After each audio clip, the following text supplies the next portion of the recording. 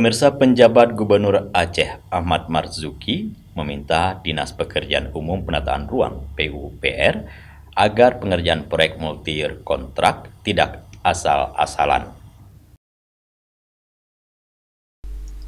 Penjabat Gubernur Aceh Ahmad Marzuki meminta Dinas Pekerjaan Umum Penataan Ruang (PUPR) Aceh agar mengerjakan proyek multi-year kontrak MYC paket perilaku lokop batas gaya luwes paket 1,2 dan 3 tidak asal-asalan, sehingga kualitas jalan tetap terjaga.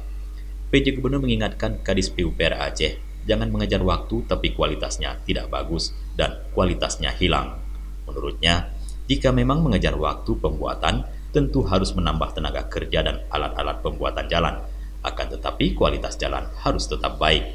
Dengan berbagai alasan, kalau ada masalah dari sekarang mulai diwaspadai. Misalnya, ada pipa air harus ditandai kalau bocor. Kepala Dinas Pekerjaan Umum Penataan Ruang PUPR, Mawardi, menyebutkan proses pengerjaan proyek multi-year paket perilaku lokop batas gaya luwes paket 1, 2, dan 3 terhambat karena ada persoalan di proses lelang.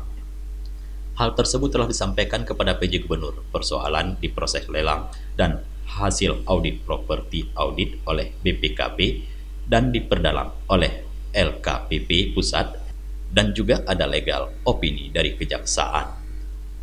Mawardi menjelaskan proses pembuatan jalan tersebut tidak serentak dikarenakan pengerjaan dilakukan tidak sesuai dengan tahun penganggaran, sehingga kontrak yang seharusnya sama dengan yang lain, paket 1 itu perencanaannya dibatalkan dan lelang ulang baru dikontrak di akhir November 2021. Tim Liputan Aceh TV melaporkan.